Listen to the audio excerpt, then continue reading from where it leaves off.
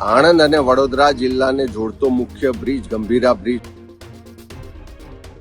બ્રિજનું આયુષ્ય પૂર્ણ થઈ ગયું છે, તો નવો બ્રિજ બનાવવાની જરૂર છે। સરકારી તંત્રની ગંભીર બેદરકારીને કારણે આ બનાવ બન્યો છે અને લોકોના જીવ ગયા છે।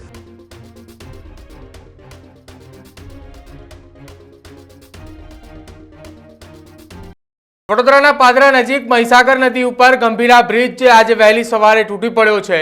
હવે એ બ્રિજને લઈને વિપક્ષ નેતા અમિત ચાવડાએ સરકારની સામે ગંભીર પ્રહાર કર્યા છે કે આ બ્રિજ એ 2022થી સતત લોકોએ તેની ફરિયાદ કરતા હતા, પરંતુ તેમ છતાંય સરકારના અધિકારીઓનું એ આંખ કે કાન ખુલ્યા નહીં અને આજે એક દુઃખદ ઘટના બની। નમસ્કાર, આપ જોઈ રહ્યા છો ન્યૂઝરૂમ ને આપની સાથે હું છું પ્રદીપ।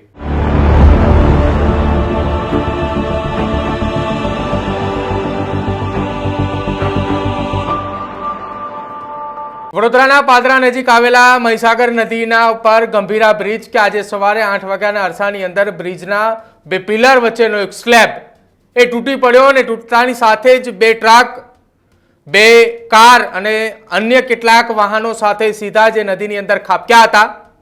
નદીની અંદર વરસાદના પાણીના કારણે નદીનું વહેણ અને નદીનું પાણી પણ એ ખૂબ વધારે હતું કે જેના કારણે કેટલાક લોકો એ નદીના વહેણ સાથે તણાયા, તો કેટલાક લોકો એ નદીની અંદર ડૂબવાના કારણે લગભગ અત્યાર સુધીની જો વાત કરવામાં આવે કે અધિકારીઓ દ્વારા જે પુષ્ટિ કરવામાં આવી છે તેને લઈને 11:30ના આસપાસના સમયગાળા દરમિયાન 8 લોકોના મૃત્યુ થયાના સમાચાર સામે આવી રહ્યા છે।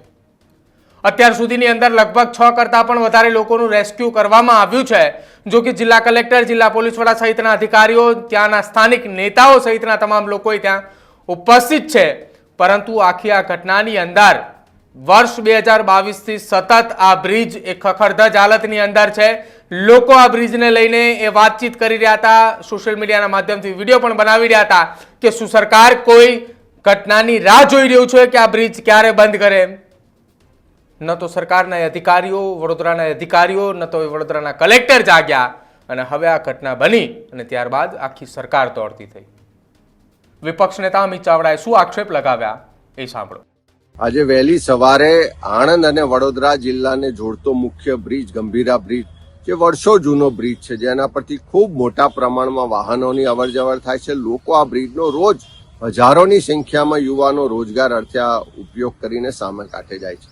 વહેલી સવારે બ્રિજ તૂટી પડ્યો અને એના કારણે લગભગ 5 કરતાં વધારે વાહનો નદીમાં ખાબક્યાના સમાચાર છે અને મોટા પ્રમાણમાં જાનહાનિ થયાની શક્યતાઓ છે। વહેલી સવારે જ કલેક્ટરશ્રી સાથે, એસપી સાથે ને બંને વડોદરા અને આણંદ જિલ્લાના વહીવટીતંત્ર સાથે વાત પણ કરી, બચાવ કામગીરી તાત્કાલિક શરૂ કરવા માટેની રજૂઆત પણ કરી છે। પણ વારે વારે આવા બનાવો બને છે કેમ? પહેલી રજૂઆતો થાય કે આ બ્રિજની મરામત જરૂર છે, બ્રિજનું આયુષ્ય પૂર્ણ થઈ ગયું છે, તો નવો બ્રિજ બનાવવાની જરૂર છે। બ્રિજ જો ભયજનક હોય તો એનો બંધ કરવો જોઈએ, એની મરામત કરવી જોઈએ। સરકારી તંત્રની ગંભીર બેદરકારીને કારણે આ બનાવ બન્યો છે અને લોકોના જીવ ગયા છે। ત્યારે એવા સંજોગોમાં સરકાર આખા ગુજરાતમાં આવા બનાવો બને ત્યાર પછી જાગે છે, વહેલા કેમ નથી જાગતી? જો વહેલા જાગી હોત તો આ બનાવ ના બન્યો હોત, લોકોના જીવ જવાની જે શક્યતા છે, જીવ ના ગયા હોત।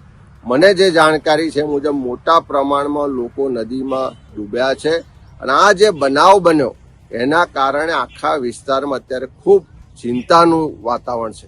અમારા બધા જ કાર્યકરો, આગેવાનો, ત્યાં સ્થાનિકો પણ મદદમાં છે, પણ સરકારને ફરી મારી વિનંતી છે કે તાત્કાલિક એના માટેની એક્સપર્ટ બચાવ ટીમો મોકલવામાં આવે અને આખા બ્રિજ પરનો જે ટ્રાફિક છે એની વૈકલ્પિક વ્યવસ્થા કરવામાં આવે અને આની યોગ્ય તપાસ થાય। પણ પહેલી તાત્કાલિક જરૂરિયાત છે કે એની બચાવ કામગીરી કરવામાં આવે।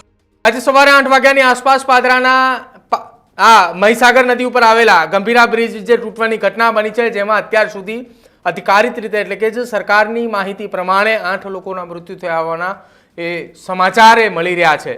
હજુ પણ નદીની અંદર રેસ્ક્યુ કામગીરી યથાવત રાખવામાં આવી છે।